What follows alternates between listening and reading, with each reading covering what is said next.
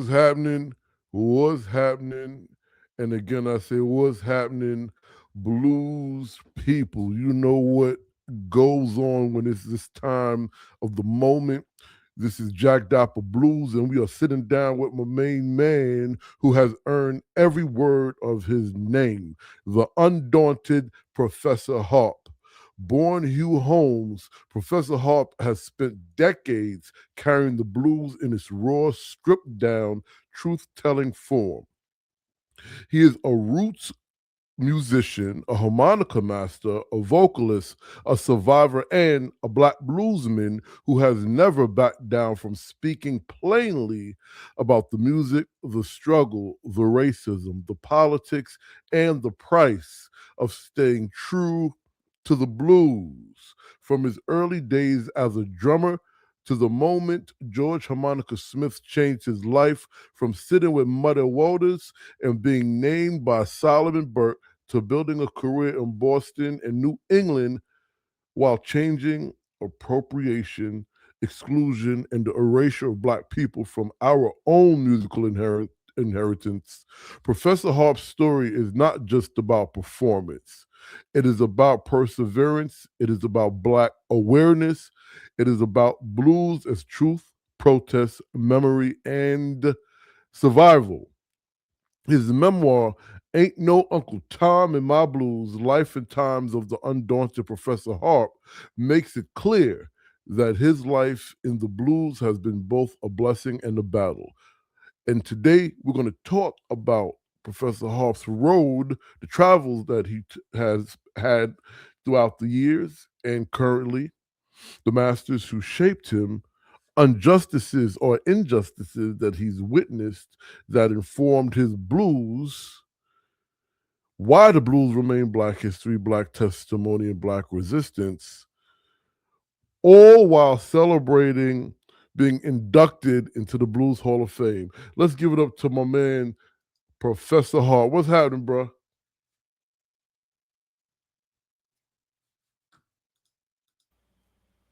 Say that again? It's been a long time coming. How you been? I've been pretty good, brother. I know you've seen a lot, done a lot, and you're still traveling and performing. Yeah, slowing down a little bit. Just trying to pace myself now. I dig. Well, you know what?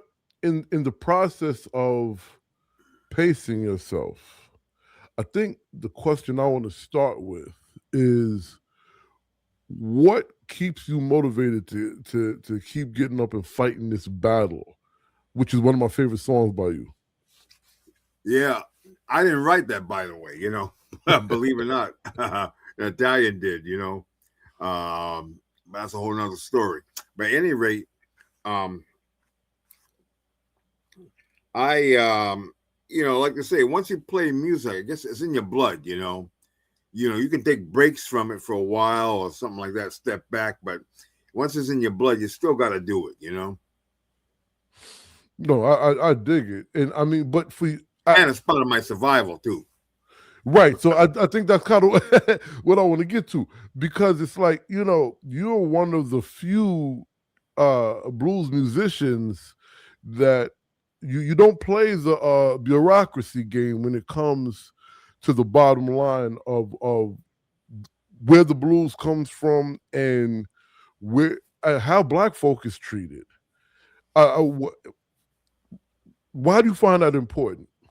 What makes that Well, we both know it's part of the history, and today we're seeing too many of them. It's gotten too Jim Crow.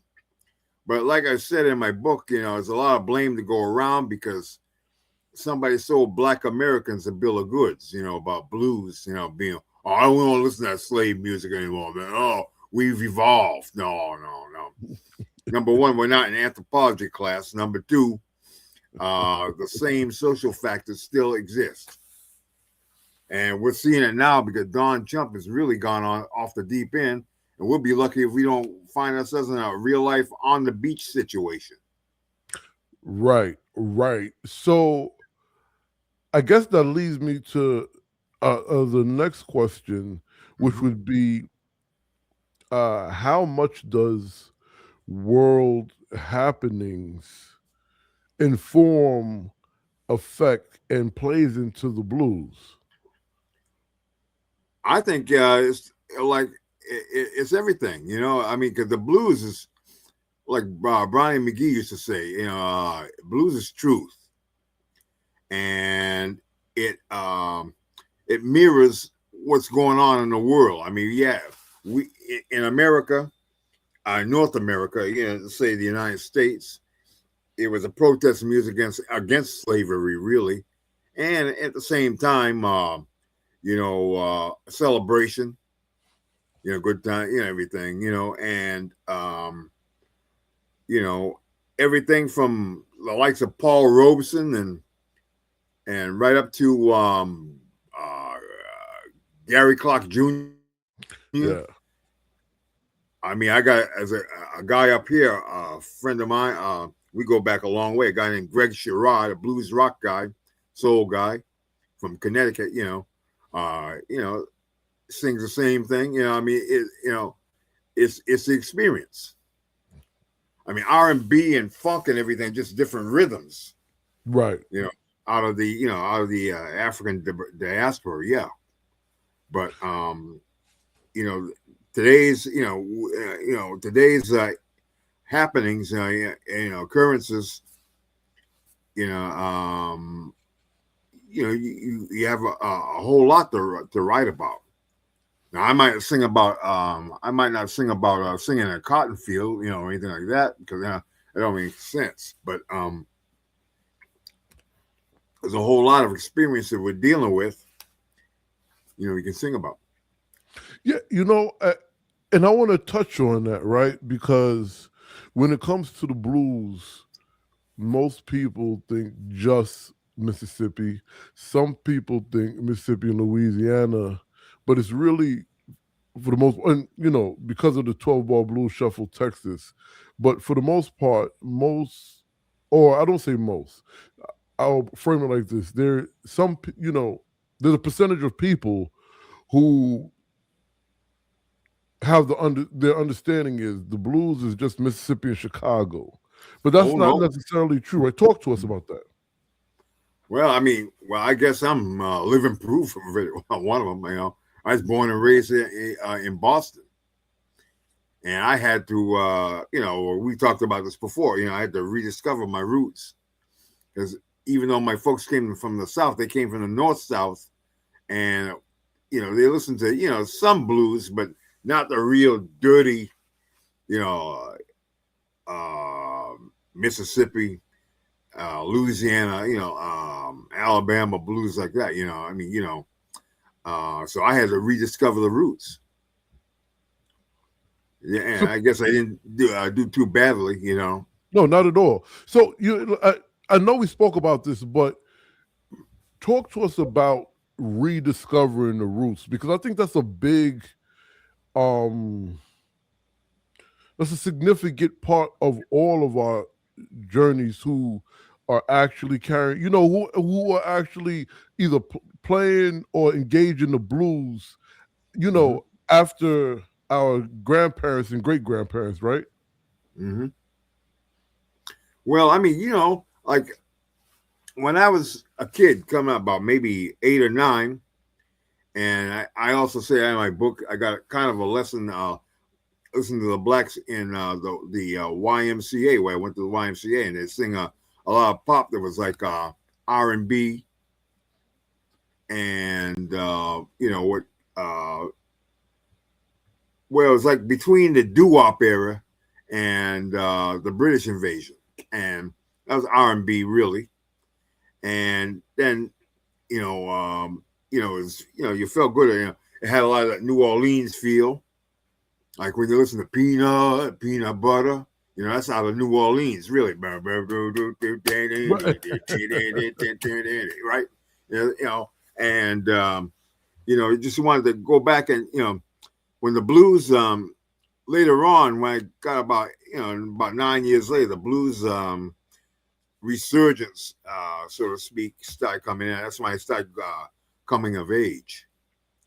And that's when I started, seeing the blues revival. I said, hey, yeah, I made the connection, between the two, and that's how we did it. I mean, now you see a lot of blues players now, the black ones. They use a lot of funky rhythms, a lot. Funky blues guys like Omar Coleman, guys like that. Mike Wheeler, guys like that. Yeah, a lot of funky blues, but I keep a few funky numbers in there. 'Cause I like to do that too, But I still like to play that old feel as well, the old electric feel. Right. So with And, that being said, I mean, before we even get to the guys you played with, the idea of you saying that you're an example of the blues not just coming out of Mississippi, what has it meant to be a black bluesman in the Boston and New England area? well, it's a tough assignment. It's very tough, I mean, I don't profess to know everything about the blues. I'm pushing 75. Hmm. As I always say, my motto. I'm at the tip of the tip of the tip of the tip of the tip of the tip of the iceberg when it comes to blues. I just try like hell. You call me a harmonica master, but I just try like hell, really. And like it's still a Jim Crow situation. Mm. And that's, I mean, you have a whole lot of these trumpers out there, like controlling the whole blues scene, and it's and a lot of the fan base are the same way. And they rather hear white support white, playing black music. Mm. It's happening now with hip hop. It's happening with R&B. Right. So it's Right. the same situation. Fat Boone syndrome. But so so I guess, and I mean, there should be most of my audience that know who Professor Harp is.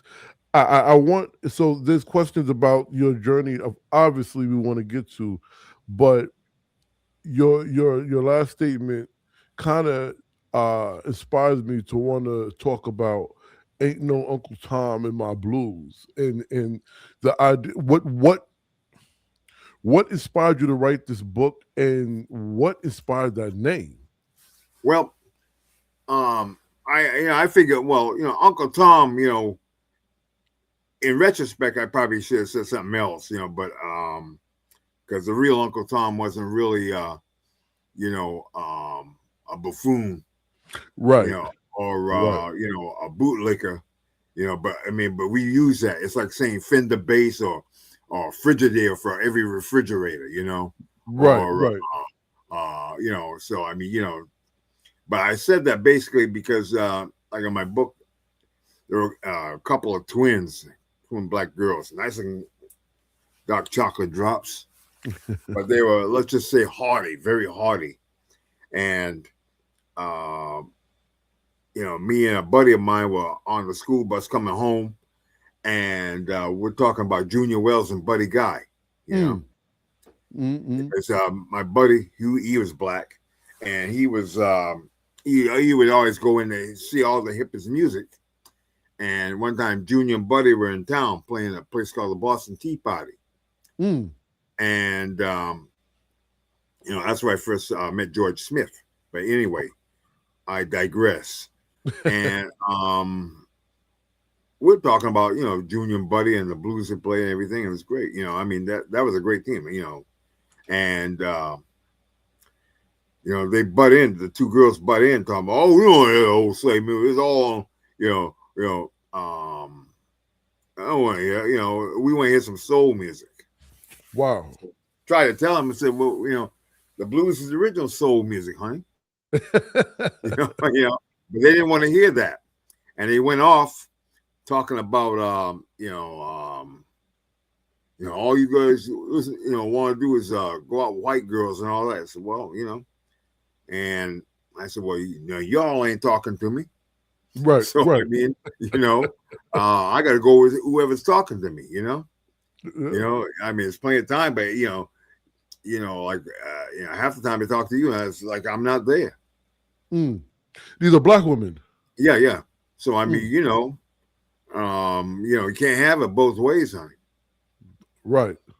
It Yeah. could have been you, you know, but I thought of that, and it came to my mind thinking, so these girls think I'm a Tom because because I like to hear the blues, and Wow. and that's not true. I haven't Right. sold out my race car. If anything, I've uh,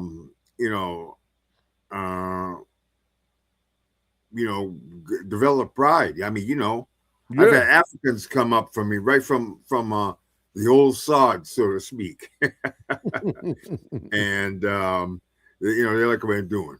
Guys from Yeah. Senegal, Mm. a couple from Senegal. Mm-mm. I talked with this cat Jeff Adakora. He's a good double threat man. He's down Okay. around down around your old, where used to be not too far from New York, down around Delaware, around that area. Okay. He's a good guitar player and good drummer, you know. Mm-hmm. And he was he said, well, I want to play blues, but do you think it's proper for an African to try to say you're a blues man? I said, well, look, man, if the Englishman can do it, why not a guy from the factory? Right. Right. Right. You're from the Right. factory. I mean, when you hear John Lee Hooker, you hear all this African stuff in his music. When you hear that um Mississippi Hill country stuff, Mm-hmm. and I'm just, since we talked a long time, since back in the day, back when I first met you in Harlem, down Right. there at with Mr. B, Yeah. Oh, brother um, Joshua. yeah, Joshua too, Mr. Brittenham. I um, got to get in with some other guys. In fact, now I play with two Burnsides. Oh, okay. About 15 years ago, I played with Kent Burnside because white boy around here, a guy named Jim Chilson, used to play with um, a Mississippi Hill blues bunch of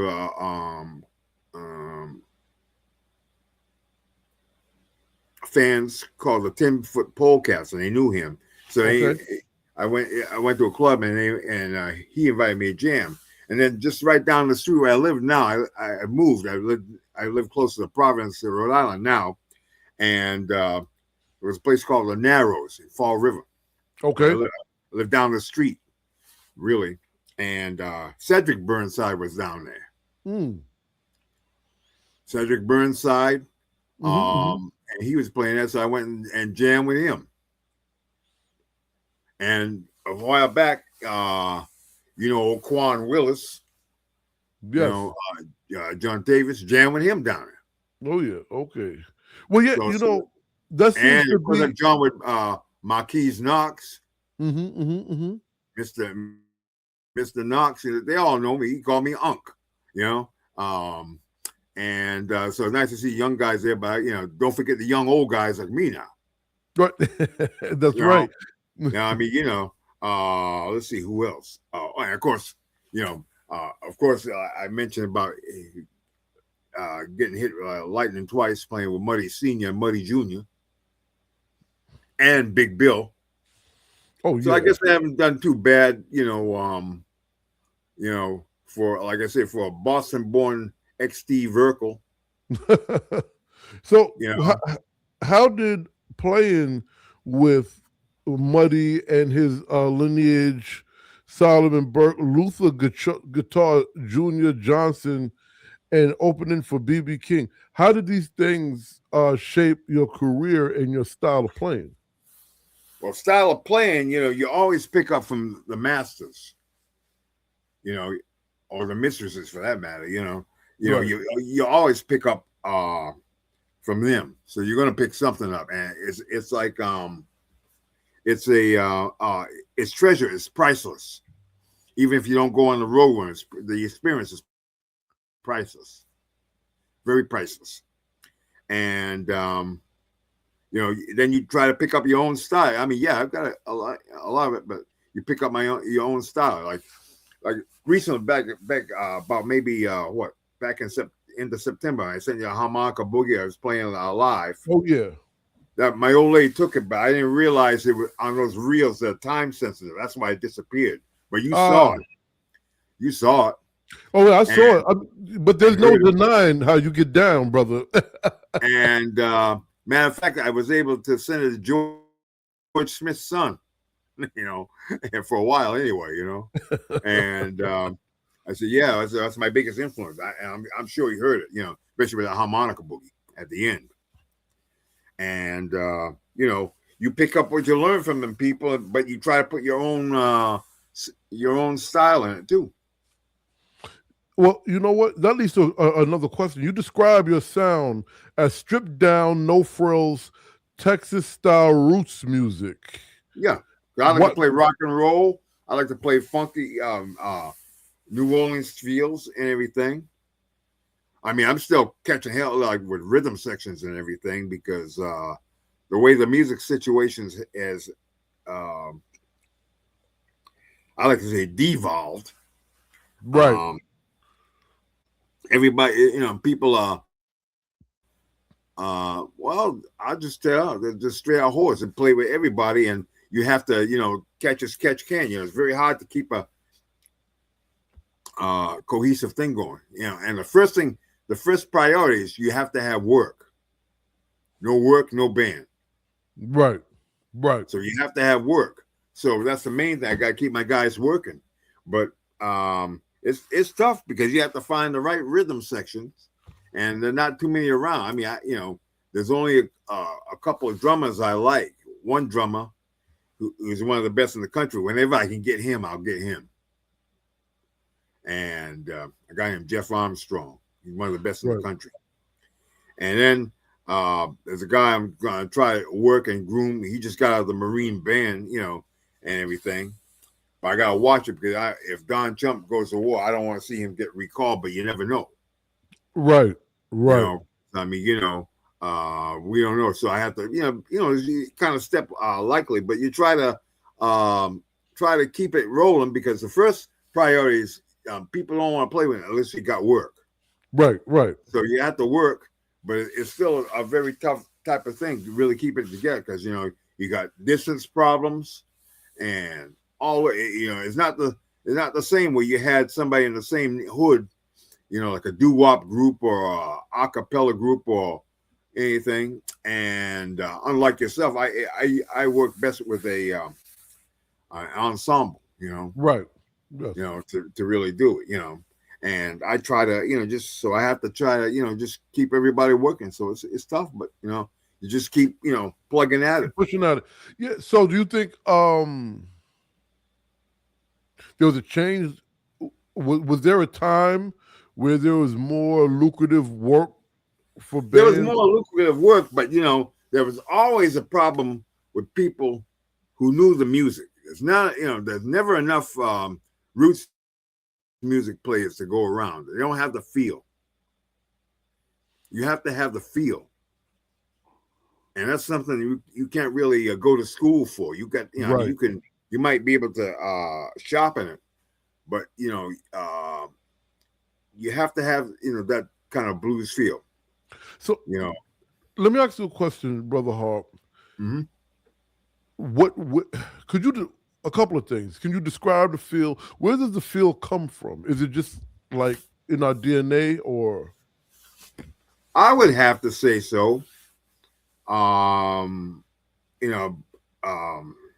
we all know, the roots are in Africa. We know that. I think it's here, but we don't have to get into that. Well, I mean, it's here too. I mean, but I've always said, I said it before, originated in Africa, but I mean, blacks and indigenous have swirled for thousands of centuries right here in North America. So I mean, that's happened because you have a lot of indigenous roots in the blues too. So I mean, yeah, but I mean, they swirl. I mean, for years they swirled. So I mean, I mean, for centuries, for eons, this world. The Malians used to come over here from Mali. They were seafarers. And they wound up in Mexico and Arizona and everything, and hook up with these. So I mean, and then you look at some of these. Just to digress again. You look at some of those Ken Burns pics, and you see Indians coming over here, the Native Americans and everything. Like you look at Geronimo and his crew, and all these guys, you see blackity black. You see some of these Chinese guys come and work on the railroad, and they fit right in Harlem. Right. The further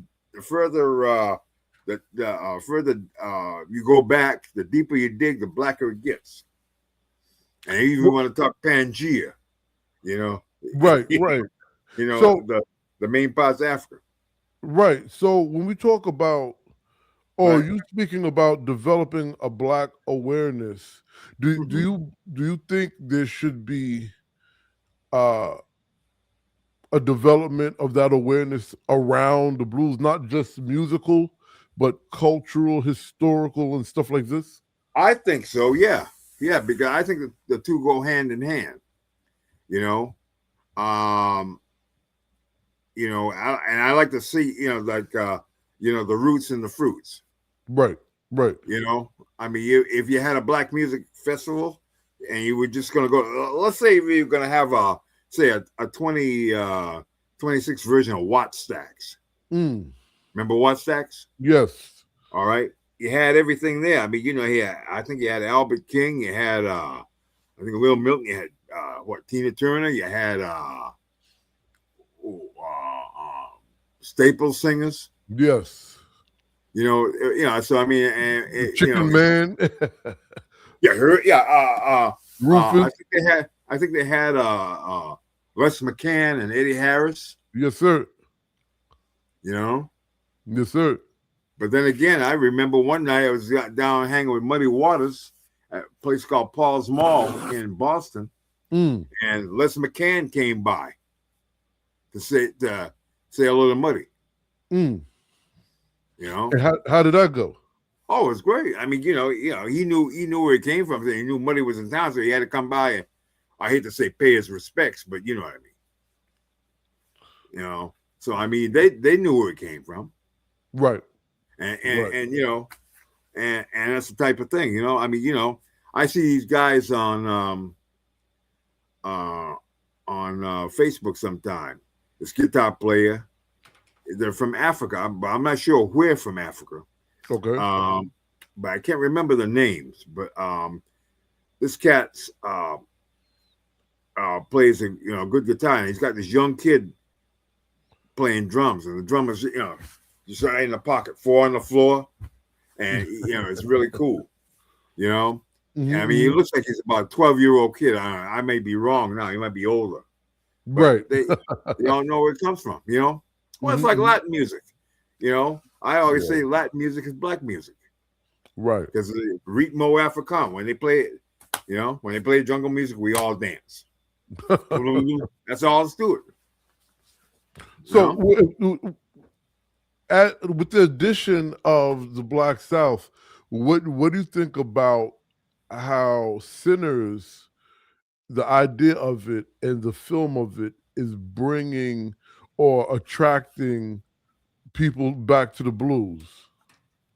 Well, every bit helps, but I haven't seen the movie yet. I got to get the maybe the DVD or something, because I haven't seen it yet. What have you been seeing the craze of it? I've seen the craze, but I haven't seen the actual movie yet. Okay. I want to see it because I mean, I do like Michael B. Jordan and everything, and I wanted to see anything like that. I haven't had the chance to see it yet. I mean, I saw one time where I can't remember the name of the movie, but it was. Is it with Gary Clark Jr. and what I see his face, Danny Glover, and Charles Dutton? Yeah, Charles Dutton. I saw him playing Howlin' Wolf one time. Oh wow! Yeah, I I need to can't see remember that. the movie. I can't remember the name of the movie, but I think it Hmm. had something to do with an interracial couple down in Mississippi back in the 50s. All right, I'm gonna look for that one. And they were going to the juke joints, and they had some skinny cat playing Sonny Boy Williamson. I think the second, Oh wow, and at Rice Miller, yeah. and um, Charles Dutton played Howlin' Wolf, Oh wow. and they were playing some juke joint down there and everything. But I couldn't remember the name of the movie. It saved my life, man. Please, when you get that, send it to me. I'll shoot the word out. We all got to see that. Yeah, but I do You want to know. see Sinners, because anything like, excuse me, like that, I like to see. I mean,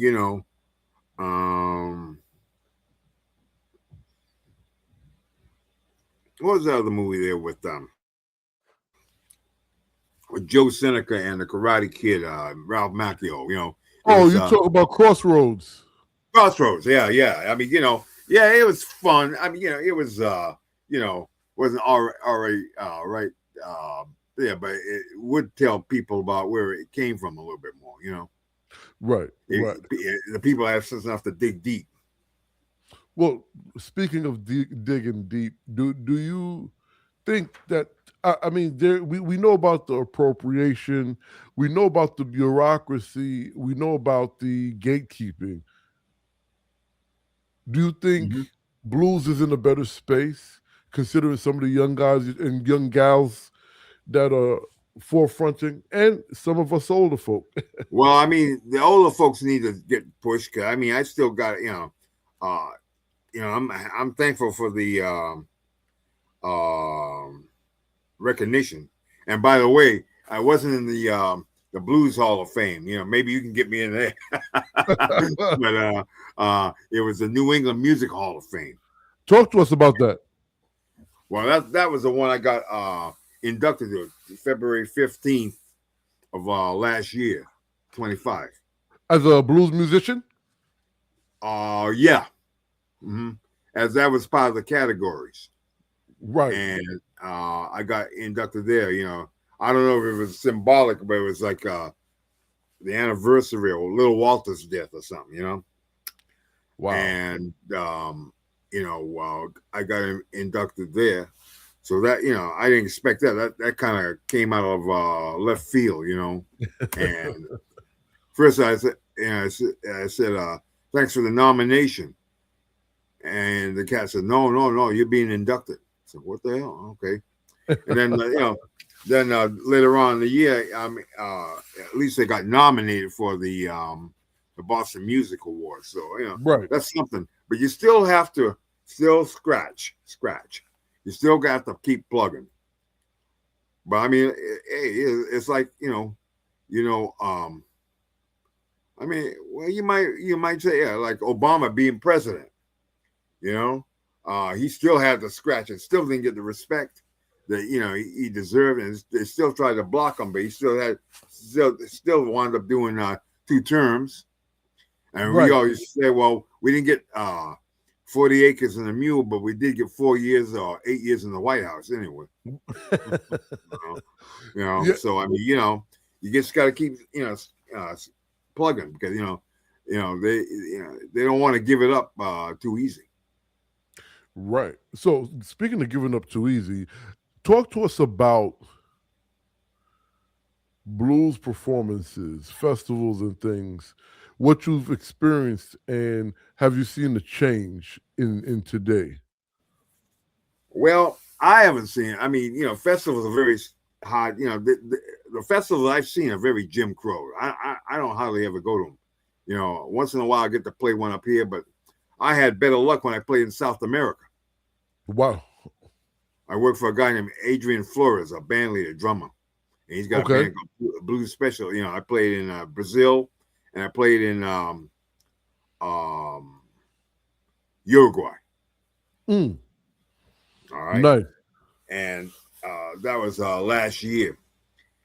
I'm watching the political situation now before I do anything there because like it's crazy. Like look what Trump did with Venezuela. Right. Venezuela is just booty to booty with Brazil, and like a lot of things are still happening down there that are still like unsettling. So, but this guy Adrian Flores, always wanted to have black guys and girls come down to play the blues. And that's what he wants. He said that a lot of white and white adjacent folks would come down and hit on him, but he said he want black performers. That's what he want. So I played a festival down there in Florianopolis in Brazil the first time in. It was great. Mm. Yeah. And the Go ahead. I'm reception sorry. was really great. Yeah, it was great. I want to. I don't want to make it too racialized, honestly.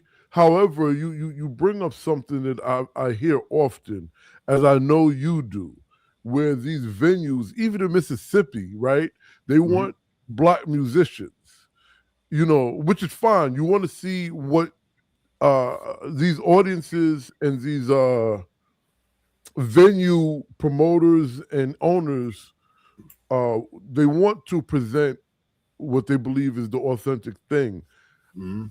I guess my question would be, then why does it feel like we're black? Well, some, but it still seems like there's a not a misrepresentation, but the benefit or the prize doesn't match the desire to see a black blues person. Does that make sense? Oh yeah, very much so. And it's still you still catch hell if you speak out too much. Against the I've seen that through Marquis. He'll tell you the same thing. It's a lot of that that shut up and play mentality. Well, it goes back to Paul Robeson. That's the one. That's the guy I think of was most outspoken. Look what they did. They try to make him a communist. They pulled his passport so he couldn't go overseas and do gigs. All he was doing was speaking out against the injustice. Right. So it's the same situation, maybe only a little bit more high tech. Right. I just want to be clear with one of the lower thirds that went through it that said keeping something alive. Me personally, that was written only because of the characters, and I didn't have time to figure out how to reword that. The reason why I'm telling you all this, I believe in using the term breathing. I do not like to use the term alive, keeping alive, because every time you see a blues person, you should know that the blues is not dead. So we shouldn't have to say that. Keeping it vibrant, I guess. I like that too. I like that too. I have a gig coming up now in a black joint coming up this coming Friday. Can't wait to do that because I'm trying to make my inroads there, because when you talk to them, you talk to these young kids. I was seeing, and you talk to these young kids, and you tell them, "Well, look, man, I'm trying to put the B back in R&B." That's my motto now. Right. And try to put the B back in R&B. Well, you know what? Let me ask you a question. Rhythm and blues. Could you? I know you and I speak about this all the time off air. I don't remember if we've spoken about this on air, but could you give our audience a breakdown of what separates them and what brings them together? Rhythm and blues. Good question. Let me think about that for a minute. Okay. Hold on. Well, the rhythm and blues, I think a lot of the melodies are a little bit more complex. They do a little bit more than 1-4-5. I'm not saying it's better because it's what you do with the 1-4-5. It's Right. not just one, not just anybody can play 1-4-5. That's not true. It's what you do with it. That's the art. Mm, mm, When you went up and you saw Muddy Waters playing in the same key for half or three quarters of the set, you never got bored right. because he knew the nuances and knew what to do. So it's not that, but I mean sometimes you hear like you hear gospel soul or something like that. The chord changes a little bit more, Mm-hmm, and mm-hmm. it just went a little bit further. But I mean, but you can't have soul music without the blues. You know, that was the biggest mistake I think we ever made, trying Re- to remove get it. differentiate and move away from it. See, we as black people always have a habit of moving on, but I say you have to move on, but you still have to hold on. Right. I agree with that. I agree with that. Um, well, we're kind of talking about this right now, right? Mm-hmm. The connection between blues, soul, jazz, rock, and roll. Yeah. Uh, and you just explained the relationship to rhythm and blues, and you just explained that soul is blues. Mm-hmm. Is there another way you would explain those relationships outside of musical changes and progressions? Hmm. Maybe orchestrations, because I mean, you'll hear what guys like you do with the dobro. A lot of single guys. You might have some duos like Kev Mo and Taj Mahal, right? This Uh, you have, you have um, um, bluesy jazz like organ trios. right, I like them too. You know, uh, right, I mean, but a lot of the soul ensembles are bigger now. They have, like might have backup singers and all that, and you know, 2 and 3 keyboard players and all this and that. right, Um, I think a lot of it bigger ensembles. right. Me, I still just do it stripped down, just get guitar, bass, drums, and me. So what? So what? And this is based on your taste, your perspective, Mm-hmm. right? Because some of these questions are kind of big, but they're based on your. What makes a good bluesman? What makes a good blues woman in your book? Oh, well, you gotta have the chops to play, obviously, and sing. Sure. Do that, which I'm still trying to do. you know, sometimes good days, sometimes bad days, like everything. But you can't win them all. Right. But like it's nice to have stage presence, but that's the definition. I don't jump all over the stage when I play, which But I just try to do my own thing and do it. But some people have that stage presence. Like you see all these guys: Otis Redding, Wilson Pickett, Burke. Yeah. Let's see, but then there's BB King with his kind of presence. There was room for everybody. Um, you know, but you try to connect with an audience. Keep them there. Last night we played. I had a whole bunch of people having a ball, having dancing. So that was fairly good for us. You had 3 guys out there dancing. One big black guy. And so I mean, you just do the best you can. So I'm really happy you mentioned that because I don't know outside of Marquise Knox and a couple of other people, I don't that are actually musicians and singers and not actual dancers. You don't hear the when we talk about the blues, the idea of dancing come up in the conversation too much. How much of dancing is actually part of the blues experience? A lot of it, I would say, a lot of it. Mm-mm. Having time, having a good time and everything like that. You know, weddings, like in the church. You I know, think it. Yeah, yeah, um, of course it was stereotype, with the minstrel shows and all that stuff. But it's still based on a lot of real life stuff. right, Come home, go back to the slave cabin, and you know, even if you had people getting together, just trying to just get the day's miseries off your mind. Just like right, today. right. Yeah. I was trying to think of the older gentleman's name.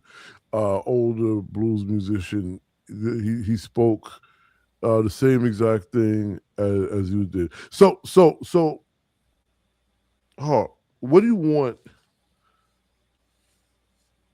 the blues audience to receive from you?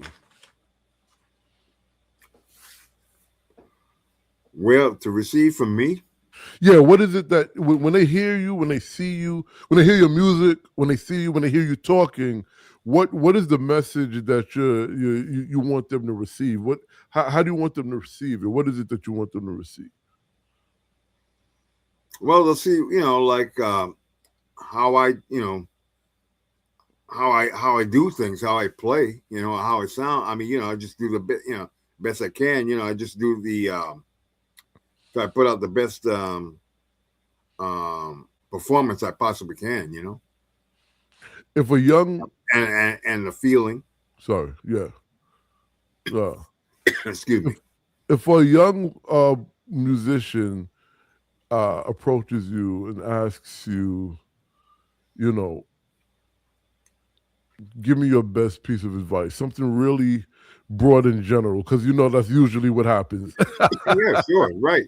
I tell me, yeah, be ready for a fight and keep fighting, and just don't give up. Just keep doing it. Yeah, yeah. Last question I have to ask you: Do you relate blues to labor and things of this nature? Labor, Yes. absolutely. Could you explain? It's just to get to the gig is a job. I mean, you're working. Yeah. People think playing music is easy and everybody can do, but you're doing a job, man. You're doing a job. Even though I just, so I keep me a folding stool now, folding bar stool when I get tired. I mean, yeah, I think I've earned the right to do that once in a while, but it's a job. Yeah. That's why I said you have to pace yourself. The older you get, Yeah. I wish I could have done that stuff. When I was in my 20s and 30s, where you could be on the road a lot and everything, but it didn't happen. But you know, um, I want to keep going, but I still have to pace myself. I'd Yeah. rather now play in the afternoons now. Do a 3-hour show and get home early. Right. You Right. know, and I Yeah. mean, and we know what we tend to say about traveling. Because if you guys ever do those festivals, I love to do it, but it's about traveling, and that's the thing where it chews up your money. At least like when I went down to South America, they flew me up and back both ways. They fed me. I mean, I get fancy meals, but they fed me road food, whatever. They fed me, and um, they put me up some hotels, some place to stay. So that was pretty decent. I still went home, with some decent bucks, in my pocket. Always a So good thing. that's the name of the game. But you know, you have to pace yourself. That's why I couldn't. That's why like uh, playing in New York was, in order to be able to do it right. I mean, I'd have to get paid a whole lot because Yeah. remember, I was telling you, even to go to a Super 8 motel 30 miles outside of New York, it's going to cost you a C note a night. Yeah. And you go deep down in the city, it's talking about, I mean, you've blown all your gig money. That's Like true. $300 a night, you know. If I wanted to go one of those, what was it, Chester Himes' flop house or something like that? You know, that was like what, 300? Yeah. So I mean, you know, like the average blues guy doesn't make that much. Right. You know, so I mean, you know, like that's the whole thing. It's all about them dead presidents. 100%, man. Thank you for kicking it with us. Where can the good folk find you? Well, always go to my website, www.professorharp.com. You get the story, and you know it's pretty well up to date, and itinerary. Get our mailing list, the whole 9 yards. You know, because I try to tell everybody. You know, I put notices on your show and wherever I can through Facebook. You know, I just try to do what I can do and let people know. Could they find the book on the website as well? On my website, yes, and it goes to a link. It goes a link to Amazon, and then I carry a few with me at shows, and you know, somebody who's daring will buy it from me every so often. You know, so you know, that's the name of the game. You know, I dig it. So well, I mean, every day is a grind. Yeah. Every day it's a grind. I'm thankful for some of the recognition I got in these late times, you know, and everything. I never thought I'd ever even get that, but I mean, you know, it's still a grind. That's right. It's the blues is a grind.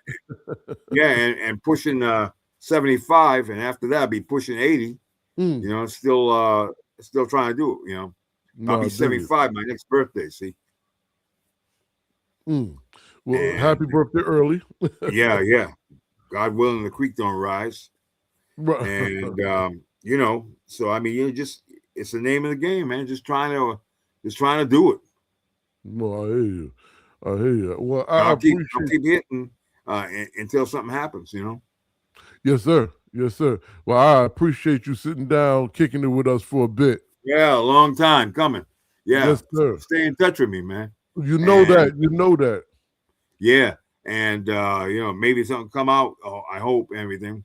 Say hello to Mr. Webb for me and those guys. And you see the Kingfish, you know, I never met him. I see him doing the thing, but you know, any of the old guys, but I'm still out there. Just tell them I'm still out there batting. That's right. And keep batting. And when we have some, we'll get you out here. Yep. Well, so thanks a lot. Thank you, good brother. And if you don't know, you find Professor Harp at www.professorharp.com. Yes, you know sir. You came here for learning blues. You learned a little bit about it tonight, and get that book too. All right. Well, much obliged, man. And